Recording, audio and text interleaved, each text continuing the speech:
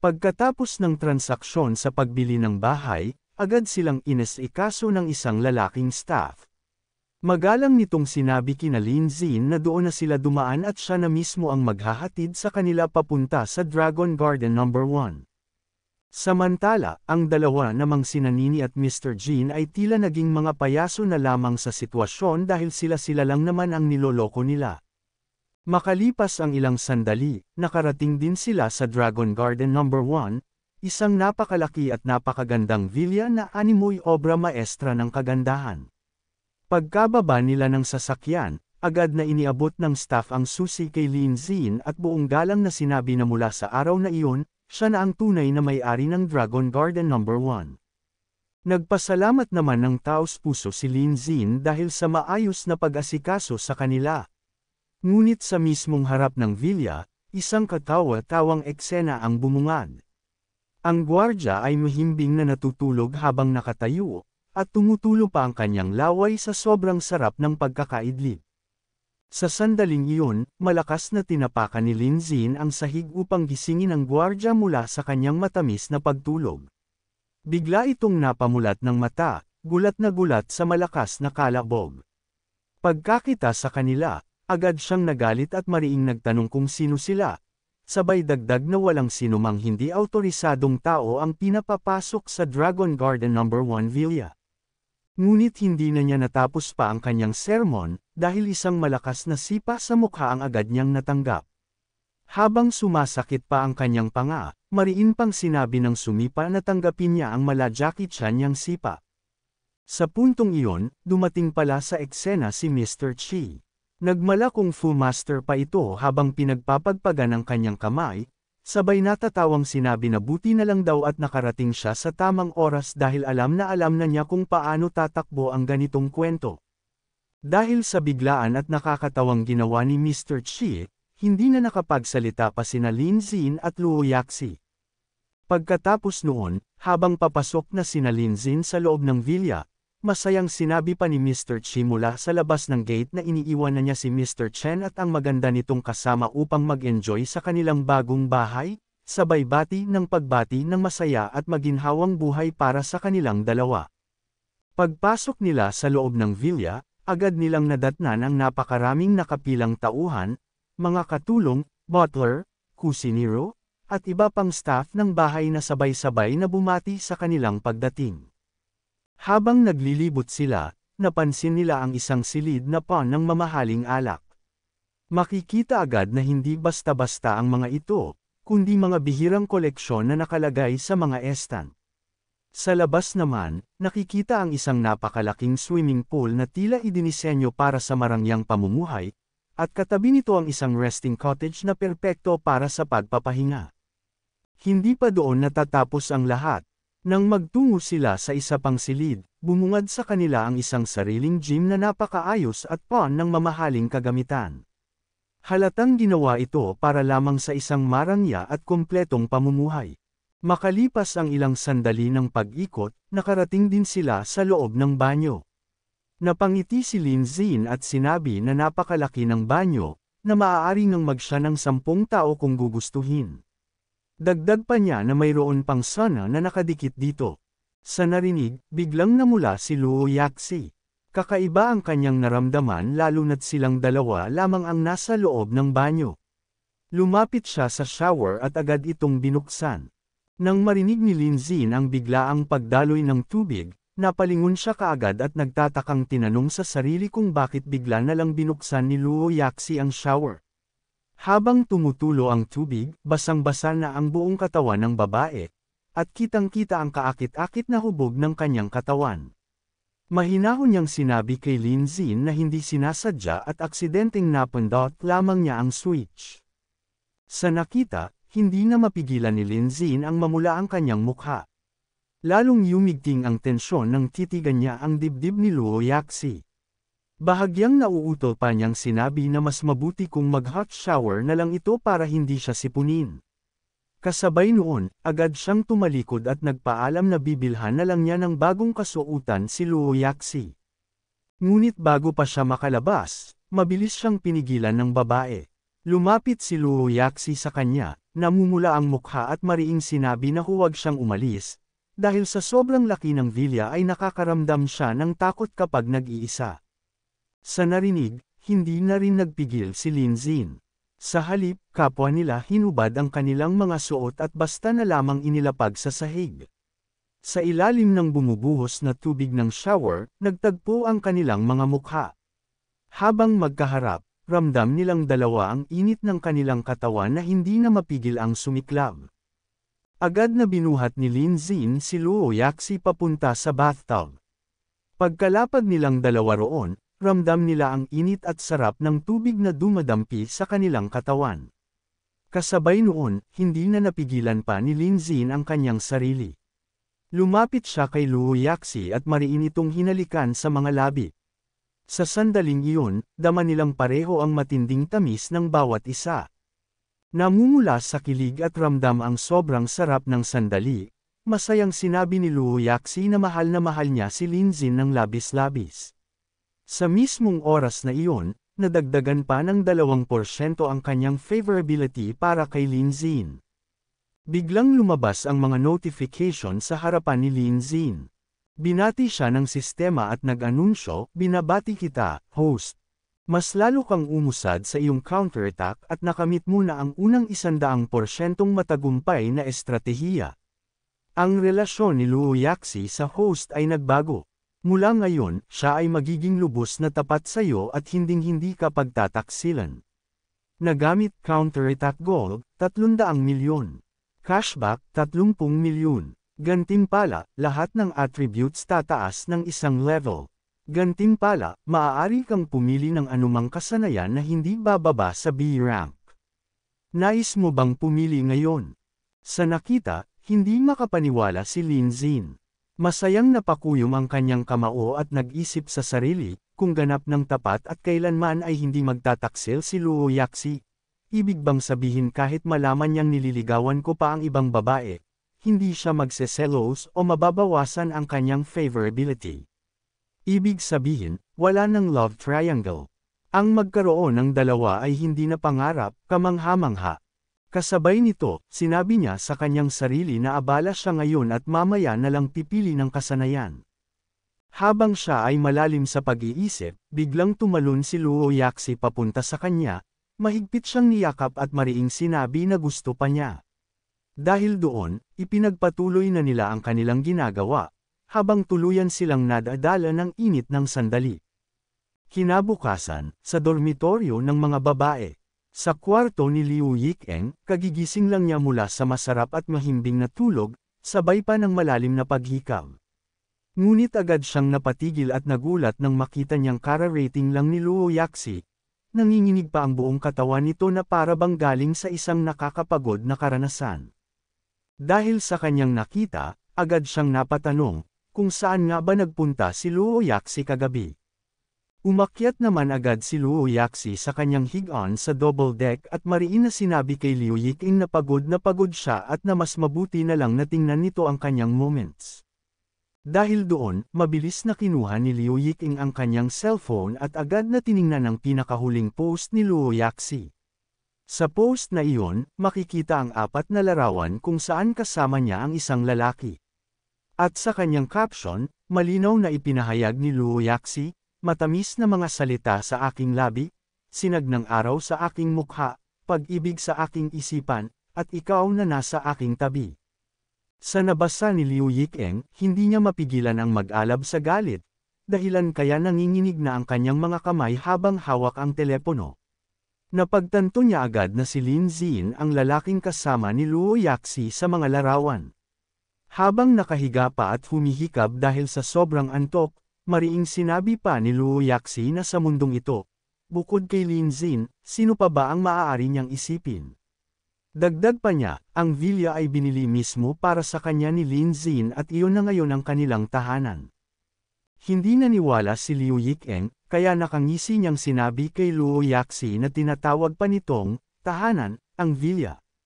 Dagdag pa niya, hindi niya dapat siya sisihin sa pagiging prangka, ngunit malinaw naman na wala silang matibay na pundasyong emosyon ni Lin Xin.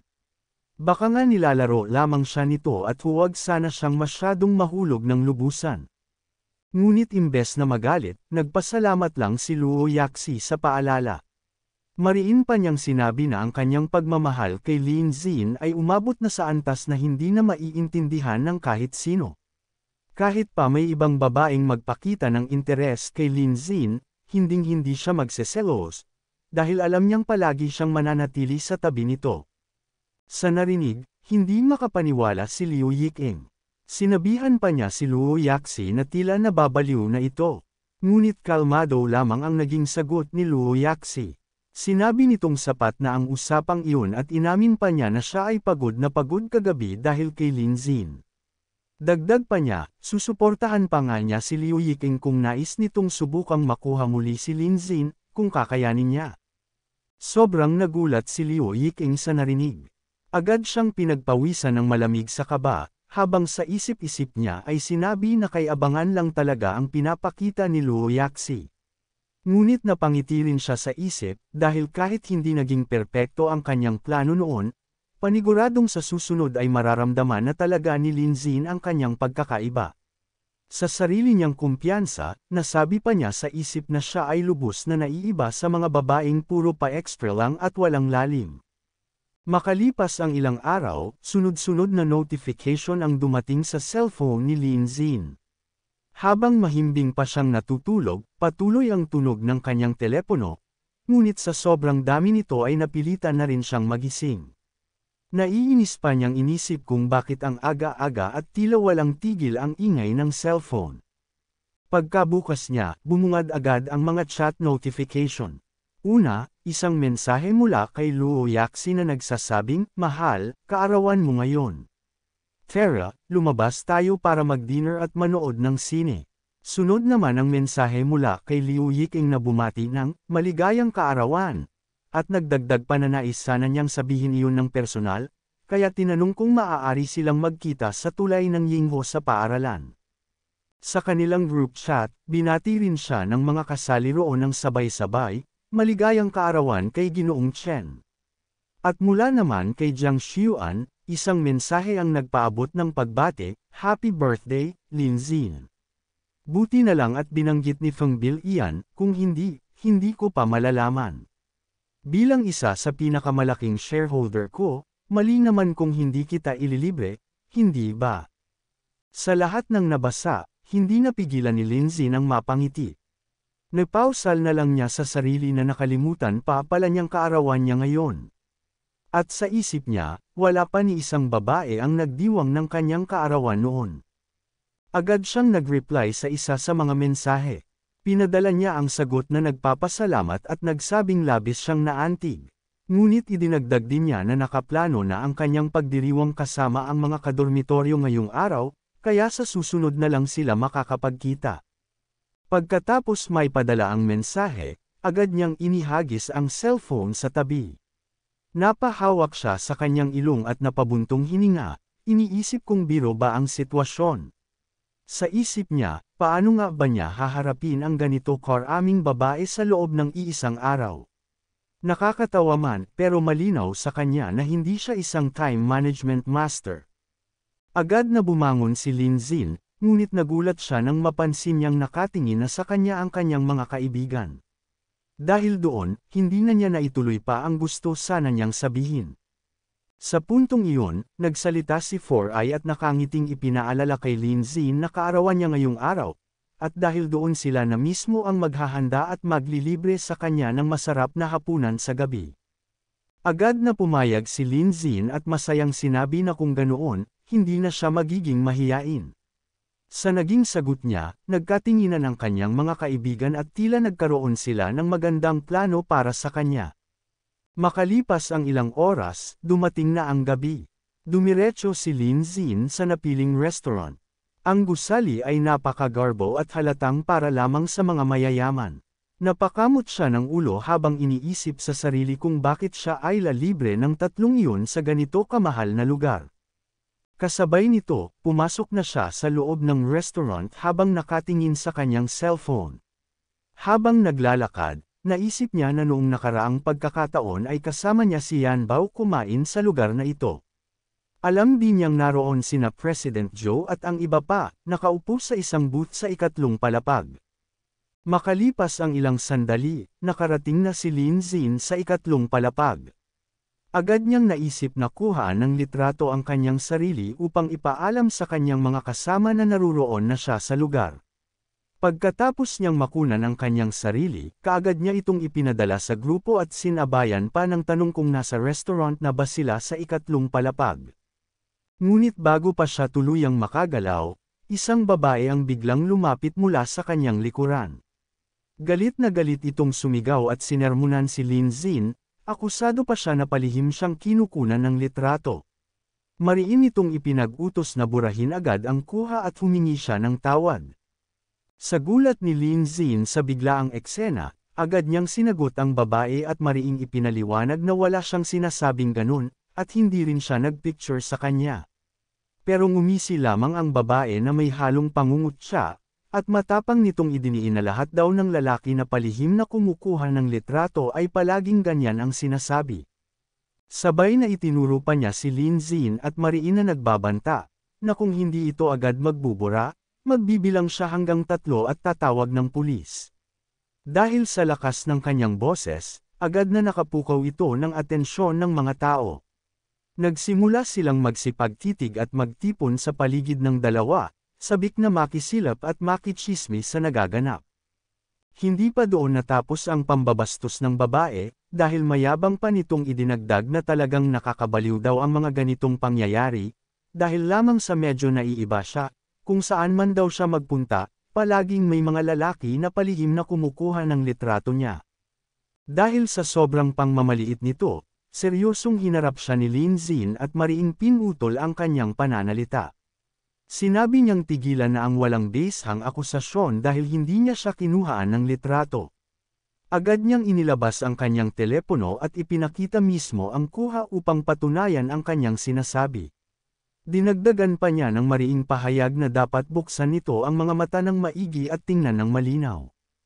Pagkakita ng babae sa litrato, hindi nito napigil ang magtaka at mabigla, dahil wala naman talaga siyang larawan doon. At sa gilid, halos hindi mapigilan ng mga tao ang mapatawa dahil sa matinding pagkakamali at sobrang pag-aasyum ng babae na kinukunan siya ni Lin Zin. Sa sandaling iyon, dumating si Luo Yaxi at labis itong nagulat nang makita na naruroon din si Lin Zin. Ganoon din ang naging reaksyon ni Lin Zin, dahil hindi rin niya inasahan na makikita niya roon si Luo Yaxi. Kaagad na hinawakan ni Luo Yaxi ang braso ni Lin Zin at hinayla siya papasok habang sinasabi na sumama na sila sa loob. Walang nagawa si Lin Zin kundi sumunod, habang ang babaeng pangit ay naiwan sa gilid na nakatulalang parang hindi makapaniwala sa kanyang nakita. Sa tanawin na iyon, isang babae mula sa mga nakamasid ang napahinga ng malakas sa gulat at naisip na ang kasintahan pala ng lalaking iyon ay napakaganda. Agad namang sumang-ayon ang kanyang kasintahan at binanggit pa na, oo nga. Kung may ganito siyang kagandang kasintahan, bakit pa siya magnanais kumuha ng palihim na larawan ng mga plastik na mukha? Natatawa namang sumabat ang isa pang lalaki at tinakpan pa ang kanyang bibig habang pabulong na nagsabi na palaging ang mga pangit daw ang gumagawa ng gulo. Dahil sa narinig, napuno ng galit ang isip ng pangit na babae. Naiinis niyang naisip na puro mga bulag ang mga tao roon, at itinatanong sa sarili kung paano siya hindi mas magandang tingnan kaysa sa tinawag niyang pekeng sosyal. Inis pa nitong ibinulong na napakaganda naman niya. Ngunit bakit hindi siya ang kinukuhanan ng litrato? At tinawag pa niyang talunan si Lin Zin sa kanyang isipan. Pagkarating nina Lin Zin at Luo Yaxi sa isang lamesa, agad na nagtanong si Lin Zin kung bakit naruroon si Luo Yaxi at kung nasaan sina President Joe at ang iba pa. Ngumiti si Luo Yaxi at ipinaliwanag na dahil kaarawan ni Lin Zin sa araw na iyon, gusto niya itong makasama. Kaya naman humiling siya ng pabor sa mga kasama. Sa narinig, napaisip si Lin Zin. Nalaman niyang kaya pala nagpunta ang 3 lalaki sa mamahaling restaurant na iyon ay dahil may espesyal na dahilan. Nang sila'y nakaupo na, muling ngumiti si Luo Yaxi at binanggit na mabilis na pumayag ang 3 nang sabihin niya ang tungkol dito, kaya hindi na nakapagtataka kung bakit mabubuting kaibigan ang mga iyon para kay Lin Xin. Sa isip ni Lin Xin, malinaw niyang nakita ang reaksyon ng tatlo na tila nagsasabing, "Anak, hanggang dito na lang ang maitutulong namin. Huwag ka nang bumalik ngayong gabi, alam mo na ang ibig naming sabihin." Napamura na lamang siya sa kanyang isip dahil sa kanilang mga pahiwatig. Agad na inilabas ni Luo Yaxi ang kanyang regalo, isang relo, at masayang binati si Lin Xin ng maligayang kaarawan. Masaya namang nagpasalamat si Lin Xin habang tinatanggap ang regalo. Sa isip niya, basta't hindi ito mauwi sa labanan ng pag-ibig, maayos pa rin ang lahat. Ngunit sa hindi inaasahang sandali, tinawag siya ni Liu Yikeng, dahilan upang matigilan siya sa gulat. May dala itong regalo at masayang bumati ng maligayang kaarawan kay Lin Xin. Halos hindi makapaniwala si Lin Xin na naruroon din ang babaeng ito. Si Luo Yaxi naman ay mabilis na lumapit ng mas malapit kay Lin Xin at mariing tinanong si Liu Yikeng kung ano ang ginagawa nito roon.